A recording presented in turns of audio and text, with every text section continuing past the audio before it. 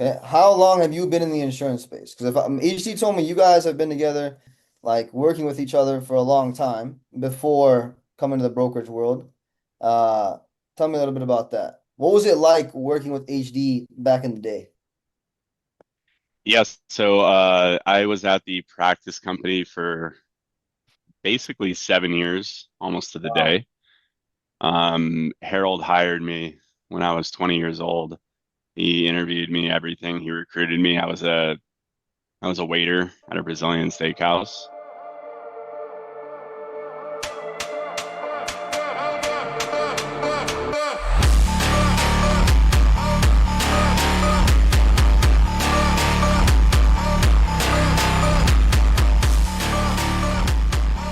Let's get it going. Now, Mr. Ebel, What's good up? morning, What's up? sir. How are you? I'm great. How are you? I'm blessed, man. I can't complain. Where are you today? Are you in HD's house or are you at your own residence? No, I'm at my own crib. Oh man, you stopped going there? Yeah, I That's got sick of him. I 2 months got was enough. I got you. That's all you need to do. That's typically what it is, man. That's exactly what I did, but he's probably gonna make me come back over there too. God bless you, HD. Lots of love for you. Now, you, my friend, joined us when in May or April, if I'm not mistaken, right? June. Okay. Well, I was wrong in both ways, but June. Okay, so you came in June from a practice company. hmm Okay. How long have you been in the insurance space? Because if HD told me you guys have been together like well, pause. But you guys have been like working with each other for a long time before coming to the brokerage world. Uh, Tell me a little bit about that. What was it like working with HD back in the day? Yes, so I was at the practice company for basically 7 years, almost to the Wow. day. Harold hired me when I was 20 years old. He interviewed me, everything. He recruited me. I was a waiter at a Brazilian steakhouse.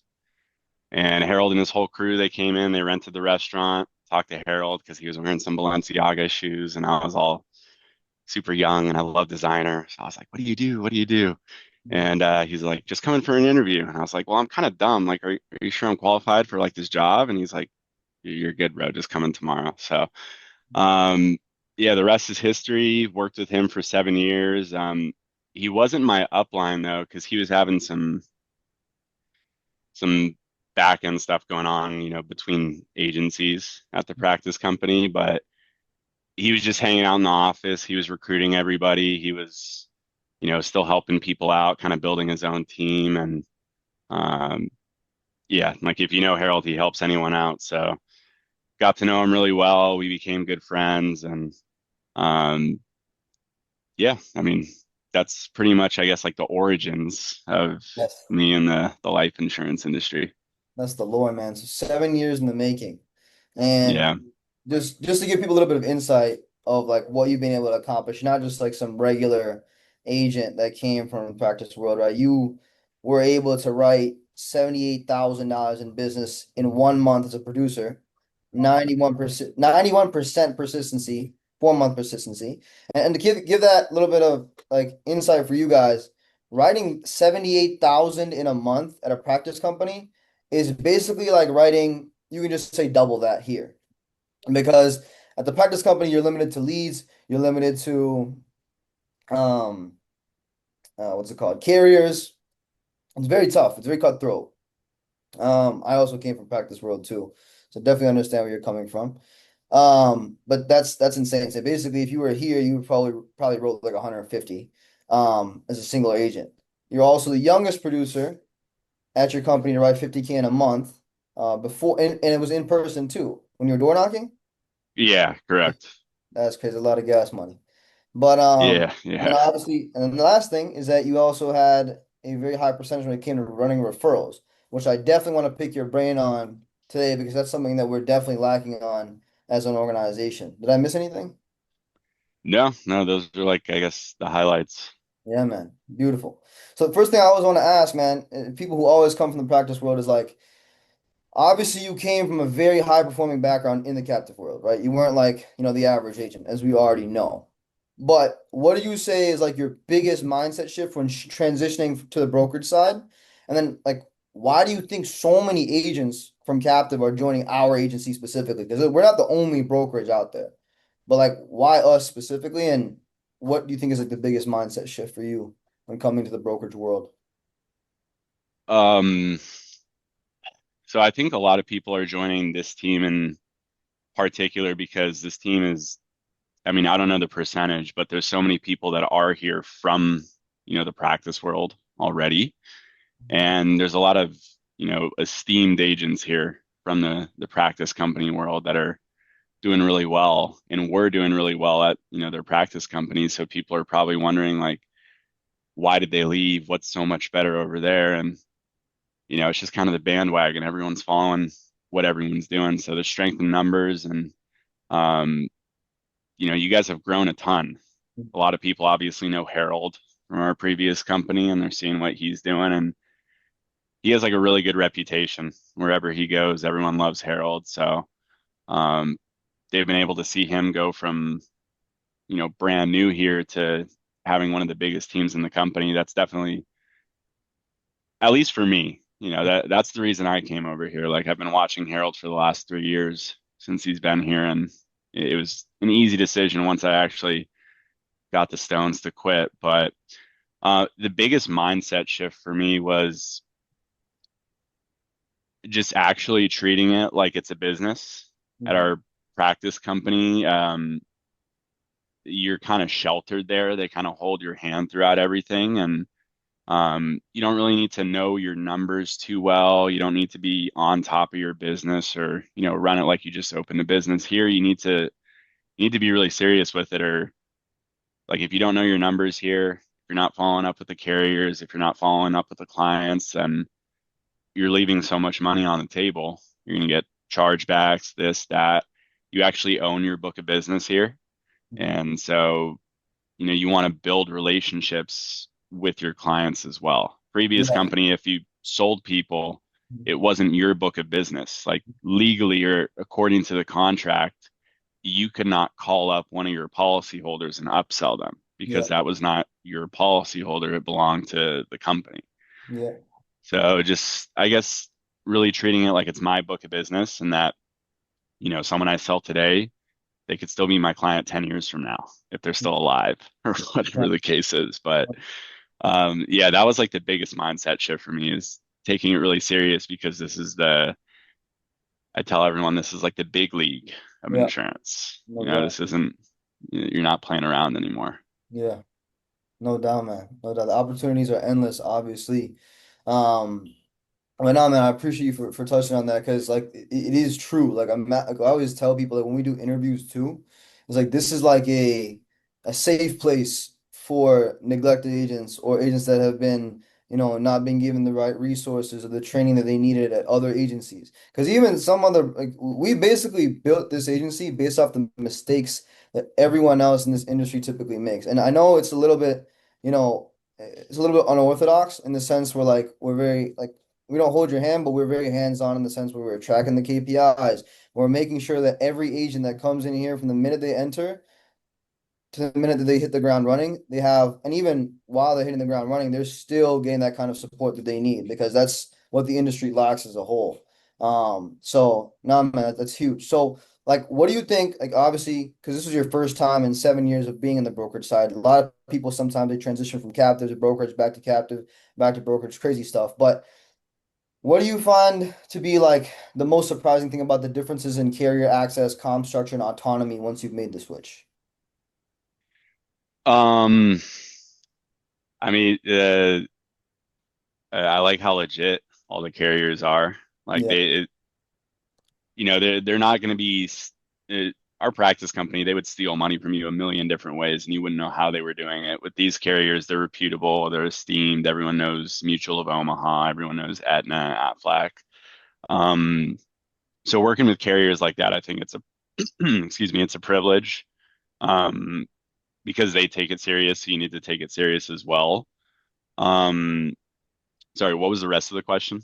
no, that's pretty much it. I really just want to understand like what you found was the most surprising thing about like being here in terms of like the comp structure, carrier access and like the autonomy things. But you talked about, it being your own business, and obviously the reputation of these companies. And the reputation of the companies, not only does it benefit us, because we know that we're going to be getting taken care of, but more importantly, the client's going to be getting taken care of. Like we know Right. when something bad happens, like that, like you don't know how many death claims have you filed in your life, if you don't mind me asking. Uh, two. In seven Only, years? yeah, yeah. Because again, we didn't really like. I wasn't saving my clients' phone numbers at the Really? practice company. You just give them the number for the company, and that's it. So I wasn't really building relationships with these guys. I was kind of just selling them and then hoping they wouldn't cancel, so I wouldn't get a chargeback. So Yeah. I don't know. That makes me sound like kind of a dick, but that's just how No, it no, was.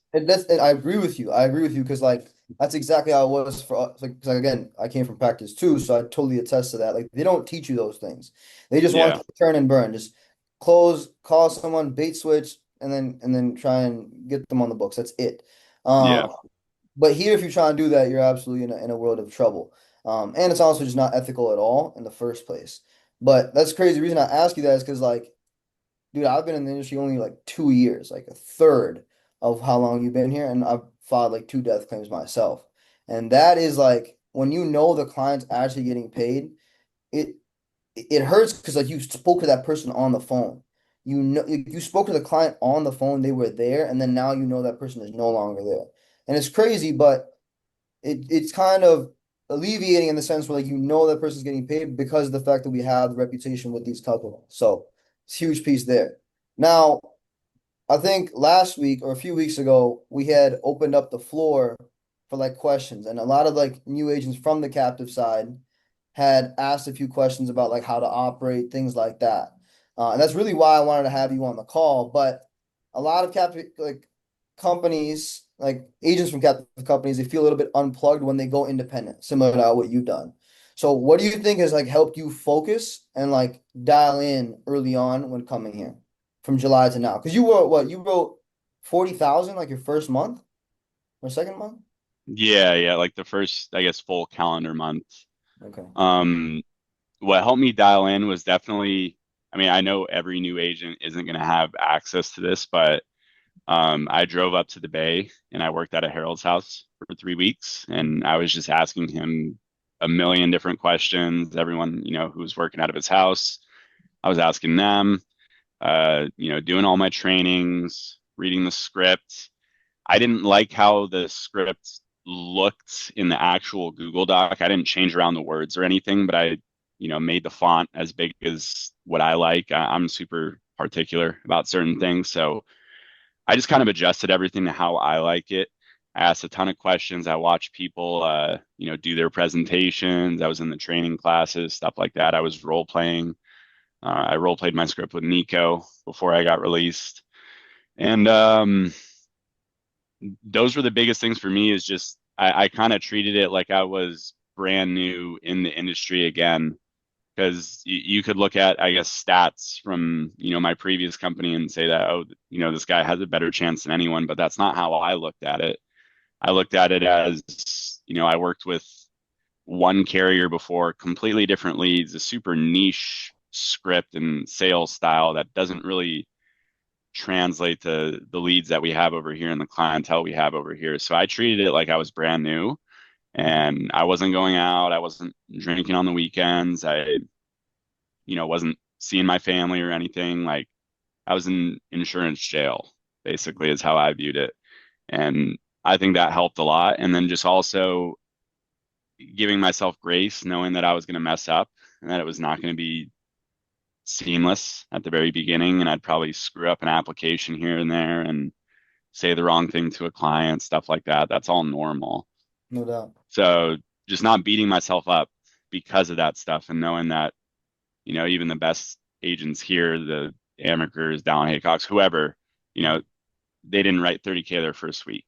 No. So I would just kept telling myself that, if I just keep putting the reps in, it'll start going my way. And that was really important because the first week, I think everything went wrong that could have gone wrong, Mhm. especially with the e-apps. Like I Mhm. would Yeah. get as far through as I could, and then I'd realize that I did the wrong gender, or the wrong birthday or something. So, yeah, just like failing forward, I guess is the phrase for it. I remember that was funny as hell. We were at HD's house.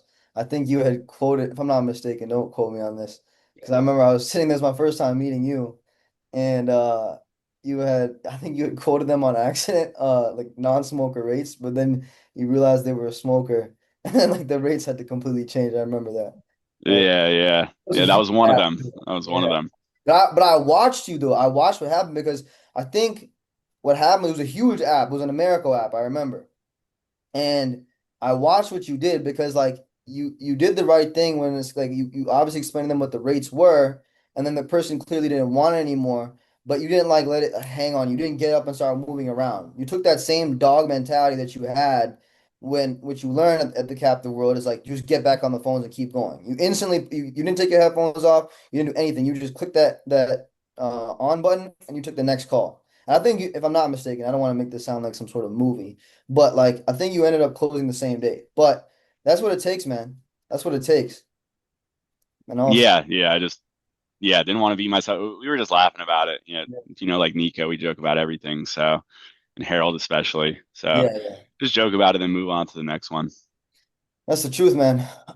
Now I know a big thing with people who have sales experience, people who come from the captive world, ego is number one, especially when you're, and especially for yourself. I'm not saying you, but just in general, I can just imagine someone who's writing like an insane amount of business come to the brokerage world and get humbled in such a way. Coachability is a huge part of this, right? So, sort of teaching yourself how to unlearn a lot of things must have been a big proponent of your success here too. So, let's talk a little bit about that and like the coachability aspect. So, is there anything you kind of had to unlearn from the captive environment that didn't serve you well in the brokerage world? Um, yeah, definitely. Uh, Leaving your ego at the door, and a big lead type we would run at the captive company was called POS, or Of course. policy under I service. love those, yes. Yeah, they were great because they already had a policy with the company. So you call and it's a complete bait and switch. It's not like a very ethical lead type. In some cases, it is. You're just getting them more coverage, but you're just calling this person. They might have been called 8 times in the last 2 years by different agents, and you're just kind of weaseling your way around what they have and telling them that they need more, and you're being very gimmicky with it. And you have a lot of leverage in that sense because they're already paying a premium, Yeah. but it's not legit life insurance sales because you're not building the value and making someone or getting someone to choose to buy Mhm. based on the need and that they don't have it already.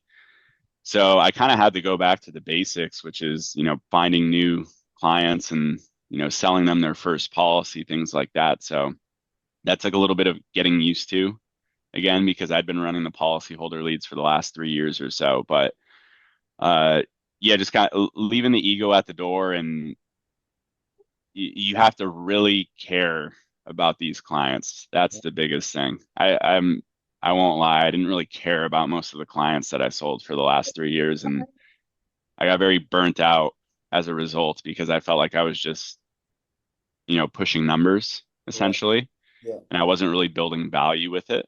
Yeah. And with these people, you have to be really patient. They're really old. They're really sick. They don't know how to use a phone. They don't know how to text. They can barely even open up their text messages. But I think remembering that $5,000 of coverage will, save their family big time. Yeah. They already don't have a lot of money. They could barely afford the $5,000 policy. But if they can't afford it on a monthly basis, $50 a month, Yeah. that's going to help out their kids big time. No doubt. So just being really patient with them and understanding that they really need it, that helps a lot. Because No. otherwise you're just gonna get mad. Like Yeah. there's been a couple times I've gotten mad and then I had to like put myself back in check. Yeah, man. Yeah. And you're calling majority FEX if I'm not mistaken, right? It's all inbound for you. Yeah, I've been doing inbound, and then this last week I started doing some outbound mortgage a little bit There just to kind of learn the presentation. Yeah. you go. You got you some mailers. Yeah. I'm working some age ones, like some age Hall of Fames. Awesome. Have you closed yet off those? Yeah, I got one. I There you got go. one. Beautiful, man. Versatility, man. So if I could advise that to any new person coming into our agency, man, versatility will get you somewhere. Because like, it's one thing to understand one type of leads, but not that everyone has a different type of personality that resonates better with certain lead types that won't resonate well with others. Like for me specifically, I'll be real with you, dude. I ran inbounds for a while. I ran FEX. I don't have the patience, respectfully. I love the clients. Believe me, I love my clients. I barely get any chargebacks, humbly. But I just don't have the patience for it. And I know that like getting like super emotional with them I just feel wrong doing that. I just don't feel right. I'd rather just take the rational approach of going like if someone wants general life insurance or is an ethos person who has like a lot of income and I typically I like to focus on like higher ticket folks, but I mean again that's my personality, right? Like what works for me might not work for other people. What works for other people might not work for me or you, right? So same thing. Yeah, that's the nice part is that here you can choose your lead type. Exactly. There's no shortage of leads, so you just kind of find out what works for you and work with your manager and run those leads. I Hmm. love that. Yes, absolutely. That's the beauty of this. um you also talked about POS. Now honestly, coming here too, we actually do POS here, but not the same way. It's not in the same sense where it's like, oh yeah, I'm just gonna upsell you. You're not upselling anyone. You can do like with the access to carriers that we have, and to any new agent here, if you can learn how to run a policy service review as soon as possible coming in this business, especially if you're running like mailers or mortgage specifically, oh my God, you'll be ways ahead of the game. Reason being is because a lot of times is that, and you probably ran into this, Aaron, where like, folks are typically either paying for the wrong type of coverage or they're overpaying for the coverage that they have in the first place. So being able to have that sort of conversation with them, nurture that conversation, then even, potentially reduce their rates or getting them something better, dude, that's goes back to us being able to really do what's in the client's best interest and showcasing our level of care for them. Right, exactly. So, now obviously since you're inbound, I want to kind of shift this more so towards like the sales side of things. Um, are you doing anything in terms of like tracking day to day, week to week, make sure like you're trending towards like you have like targets in mind? Like what's your end all be all goal? Like are you planning on just, do you have a certain number you have to hit every month to make sure that you're happy? Are you planning on building at some point? What's the goal for Mr. Ebel? Is it Ebel or Ebel? Ebel. It's evil. It's Ebel. evil. Okay, my Yeah, bad. yeah, yeah. No, you're good. I'm a little different. I don't really like to focus on certain numbers. Like my goal for the first month was 50K and I fell short, but I wasn't too upset about that because I'm the type of person where I get very in my head if I have a number that I'm going after. And if anything goes wrong in the day or all of a sudden I'm not on track for the day or for the week, Hmm. it starts to really bug me a lot and it's really eating at me. So my goal for each month or each week or each day is just write as much as I possibly can, but don't worry if I hit it or don't hit it.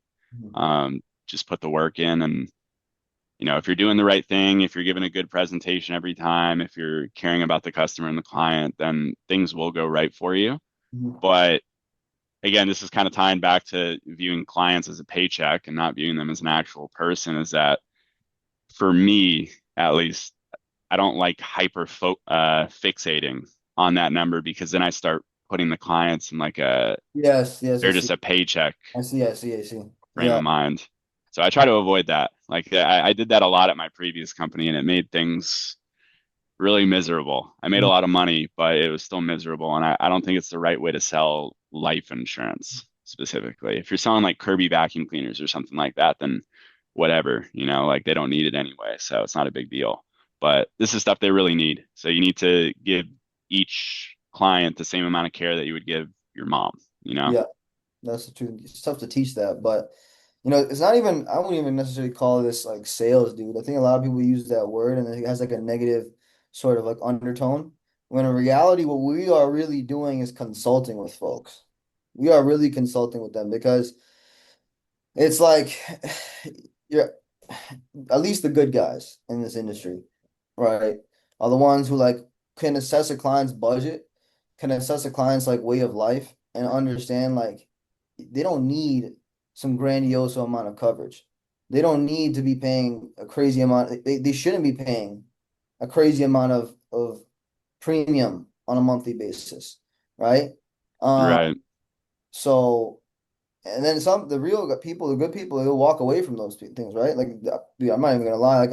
We train the agents all the time, telling them like, just if a client can't afford it, just let them know to come back to you when it's time to, when things make a little bit more financial sense, or ask someone else in the family to potentially take on the premium, because you definitely, like, while they're still around, definitely don't want to put them in a financial bind. Like, they should never. It's in the script, right? If you get a flat Yeah. tire, anything like that, Hmm. definitely don't want this to, lapse or whatever it may be. But Right. that's an interesting philosophy, though, man. That's a really interesting philosophy. I have yet. I mean, yeah, that's pretty rare, man. Most of the time, like, even industry wide, everyone's like pushing for goals and things like that. I'm sure you have like your own personal goals and stuff like that, right?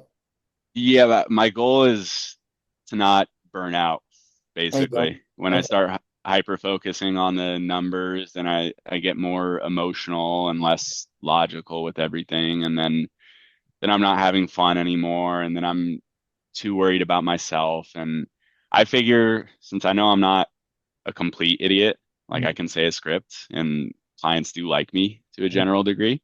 Mhm. If I can give them a good presentation every time, and if I can be consistent throughout the course of a year, Mhm. I'll have crazy numbers at the end of the year. Yep.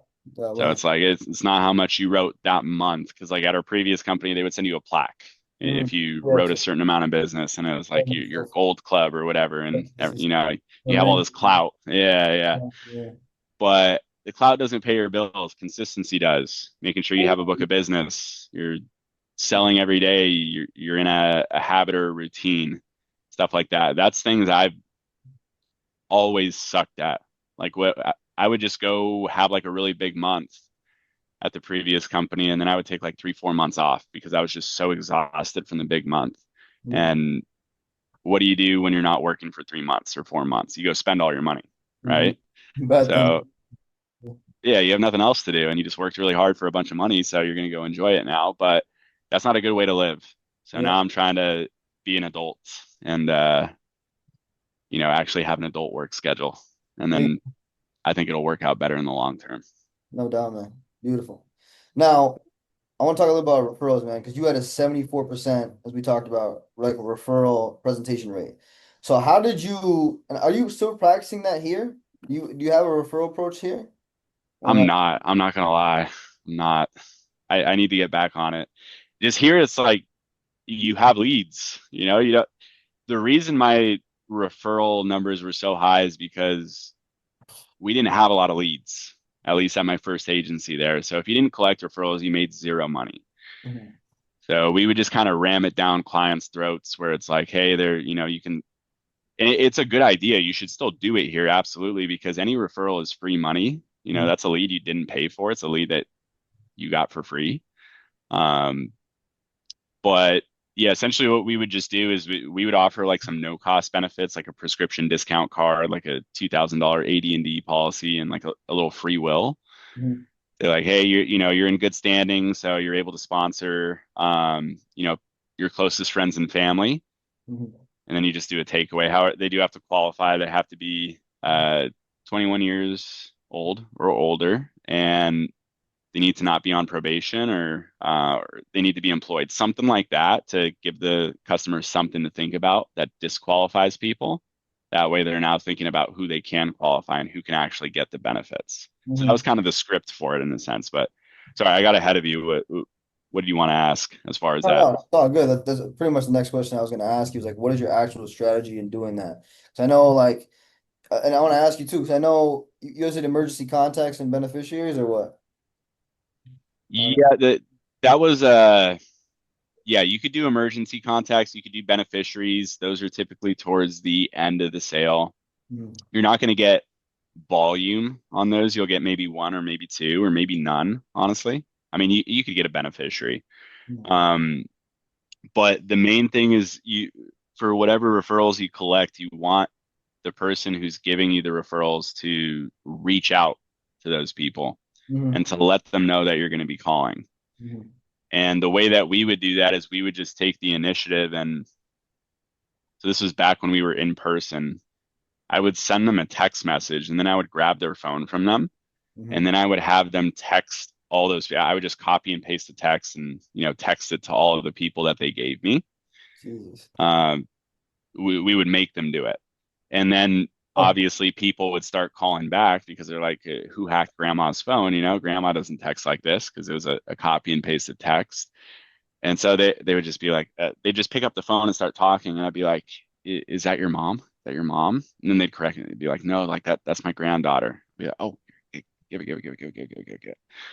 And good. then you just book the appointment. You are never coming to my grandmother's house. Oh, dude, you are the worst nightmare. Taking people's phones is insane. But Yeah. That's right, what that's we what they do. teach you though, right? Anything for the sale. Yeah. It's crazy. But Yeah. man, okay. Like that's definitely not gonna work here, I don't think. I But at agree. the I same agree. time, but do you think that emergency contacts, beneficiaries, anything like that would work here at all? Yeah, absolutely. Okay. Absolutely. And I think again, if you're not like pushing for the sale, but Mhm. you're advising them, you're getting them what they need and they really like you at the end, you're joking around with them. If the old lady wants to burn 10 minutes of your time to talk about, her grandchild's cheer practice or whatever, just do it. Yeah. And then, yeah, you could grab those emergency contact referrals. You could grab beneficiary referrals. You can make that a part of your script, I would imagine, for How the do you do it? beneficiaries. How do you do it? Um, so what you would probably say is something along the lines of you collect the beneficiaries and then um, it's kind of already in the cementing part of the script, but hey, life insurance final expense is super important. But the most important part about this is your beneficiaries knowing that this policy exists and what to do. What's really crazy is $150 million of life insurance goes unclaimed each year. Did you know that, Ion?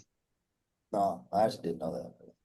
I it, that's what we would say. I think in my mind, I feel like the number should be higher. I feel like a lot of people don't claim life insurance, but it's still a big number. And I'm sure whatever the actual number is, it's very large. I'm sure Mhm. it's in over 100 mil. Mhm. Um, so, our goal and part of the service we provide is we make sure that your beneficiaries are educated on the policy, how it works, and what they need to do when that time comes.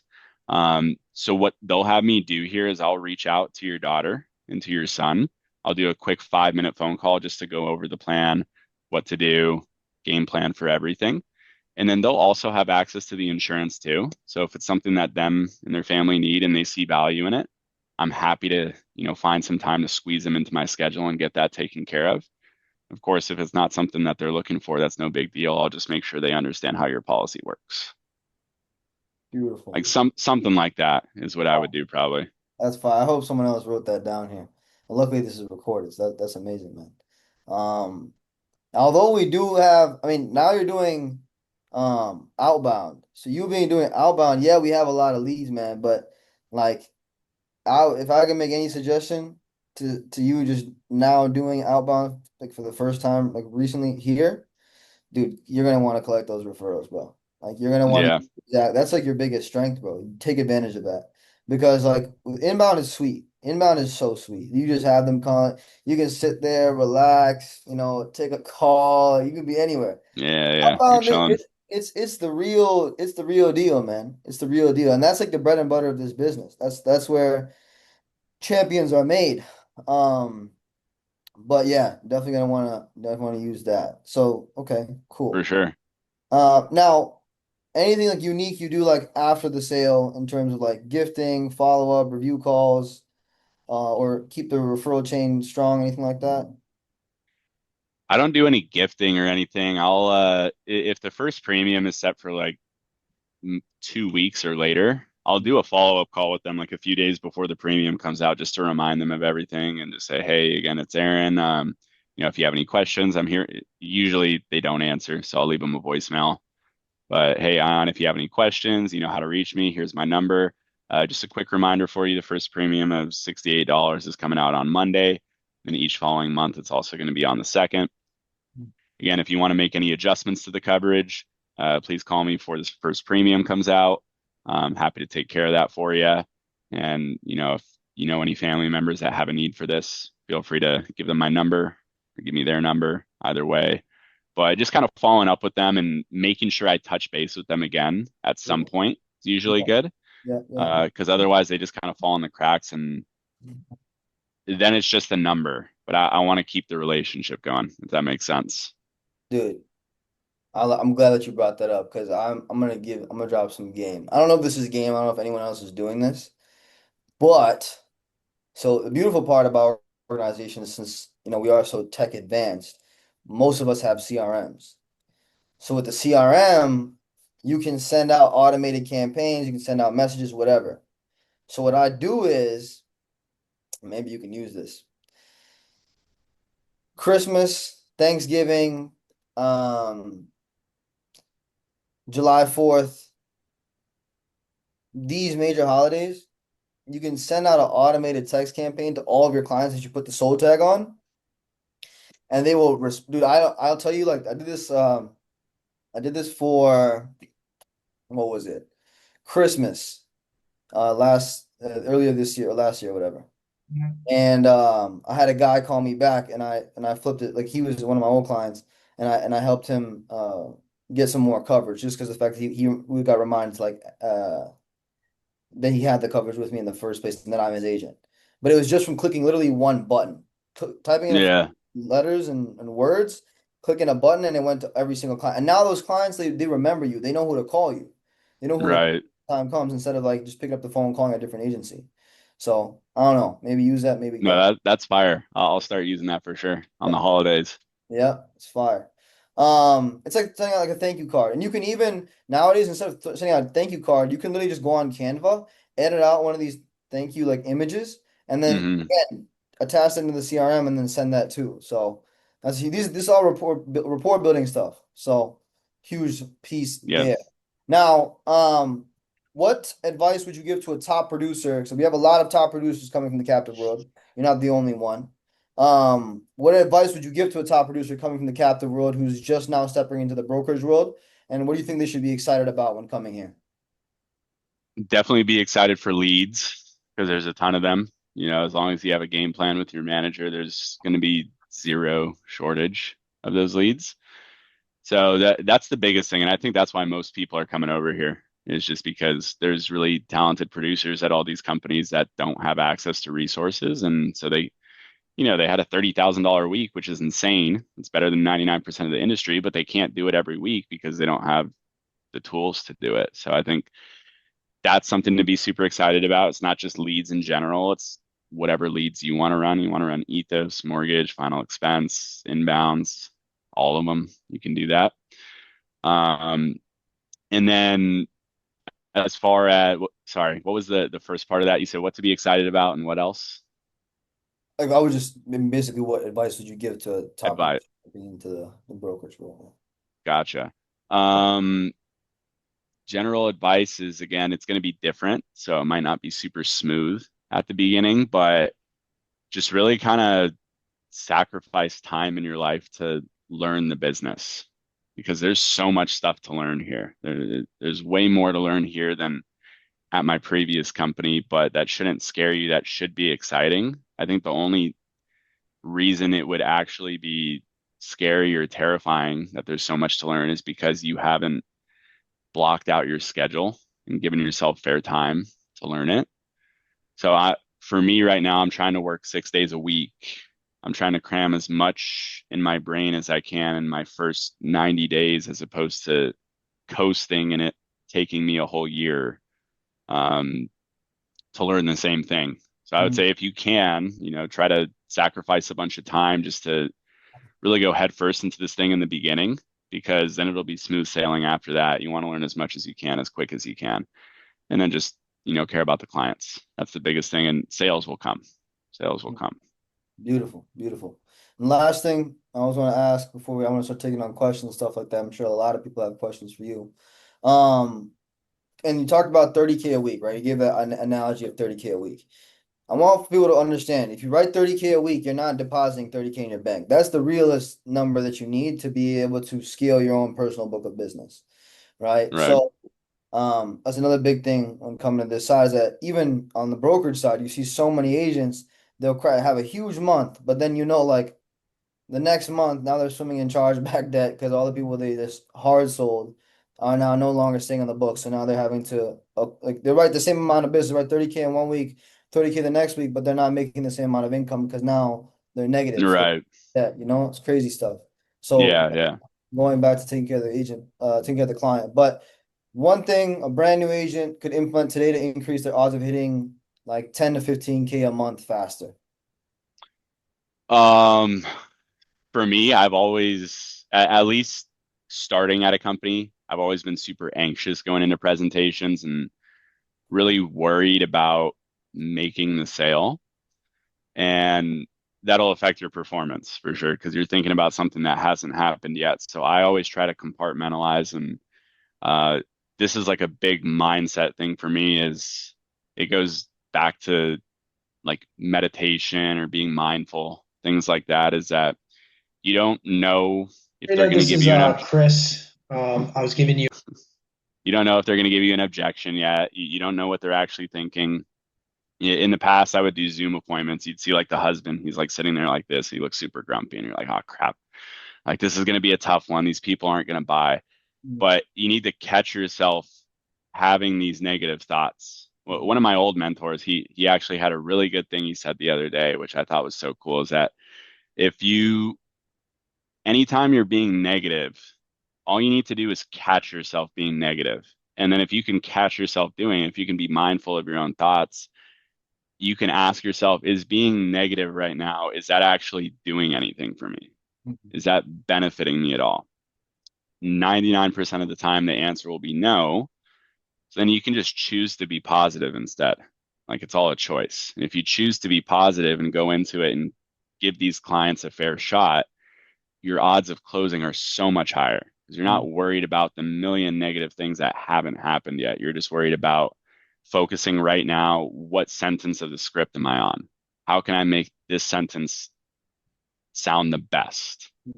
Okay, this sentence is done. Oh, they have a question. Let me actually listen to what their concerns are.